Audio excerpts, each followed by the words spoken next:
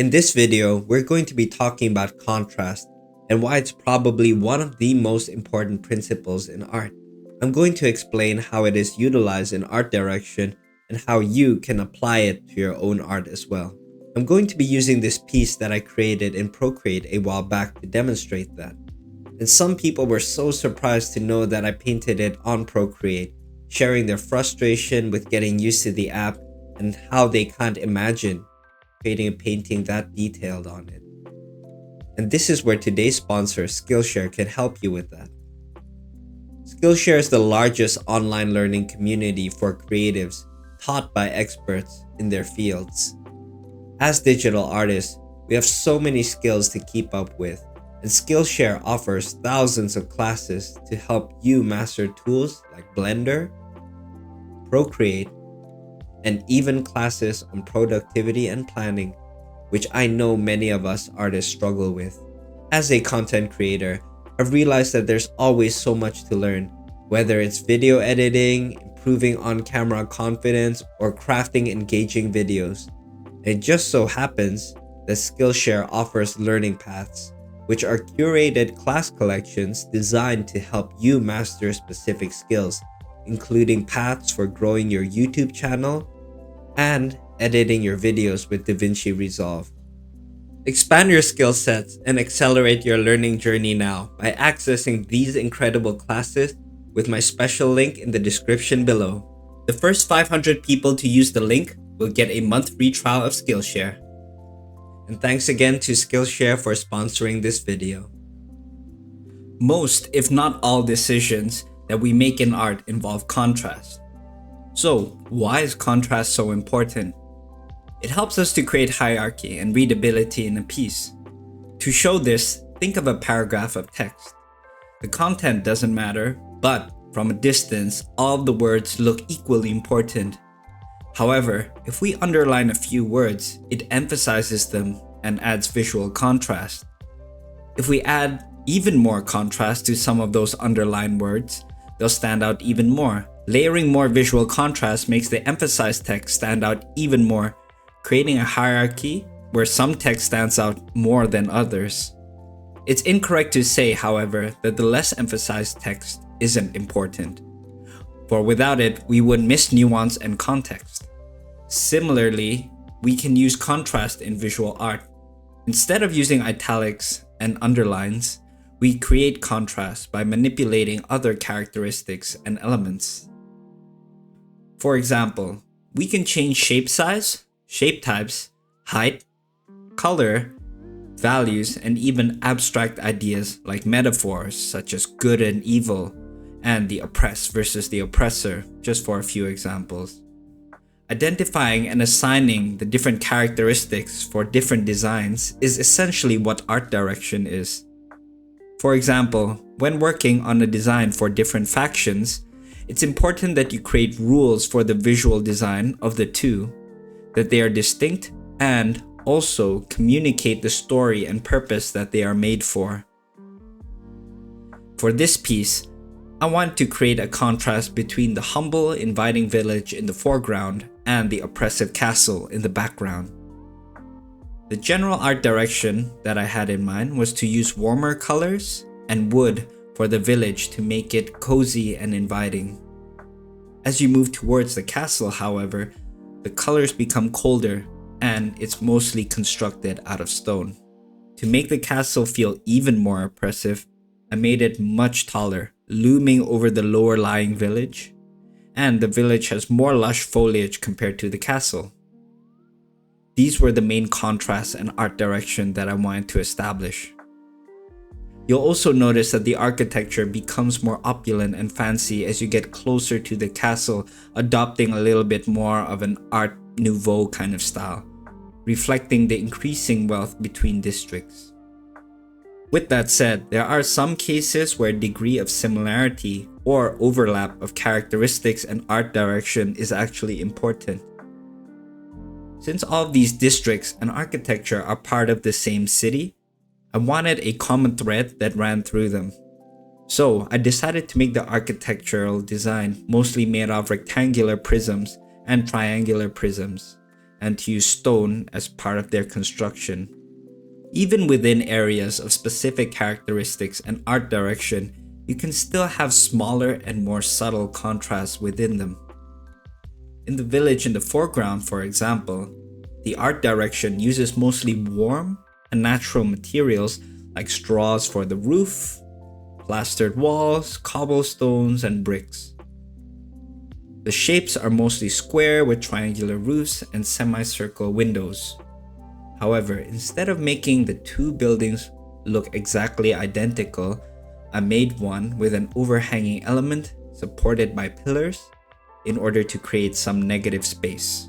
And since most of the buildings don't have negative space, this stands out as a result. And for the other building, I added a sign, and once again, that's not present anywhere else, making that stand out. These changes also don't break the overall art direction, but instead create smaller pockets of contrast, which serve as minor focal points. It's important to do this in your designs and artwork. If all the buildings or design in this artwork were completely identical, then it would look boring, but also unnatural. Another example is the castle design.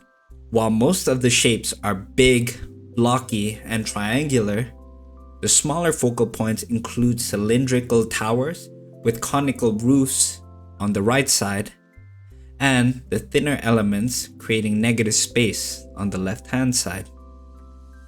Sometimes there are instances where you want to actually break the art direction. For example, there might be a corruption taking over the castle from an external source, or maybe there's a part of the castle that was actually damaged before and they decided to repair it with newer materials or different construction method, then that would stand out a lot more. And this break and exception creates contrast and novelty, which brings me to a principle that I call majority versus minority. Generally, the minority is seen as novel. When everything is the same, nothing stands out. But when a small part shows different characteristics, it stands out. This is why areas with a higher detail density, for example created by rendering, stands out a lot more against a less detailed area of the piece. A spotlight emphasizes an area that is mostly in darkness. A triangle stands out in a sea of squares. When these elements are layered together, they create a reinforced and a stronger focal point. This ensures clearer readability in a scene and distinguishes between different motifs and visual metaphors from one another. One issue with creating distinct contrast in a scene is when the boundaries feel sudden with no transition whatsoever. For example, one district of a city might abruptly change into another without any gradation or transition.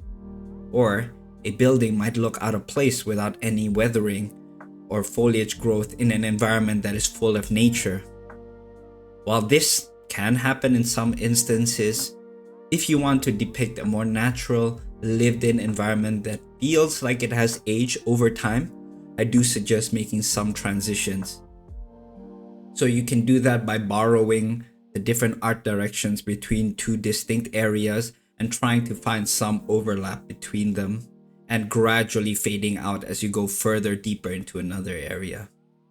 With contrast, sometimes it's a good idea to have a rhythm between them in order to create the distinction and a certain structure to your piece.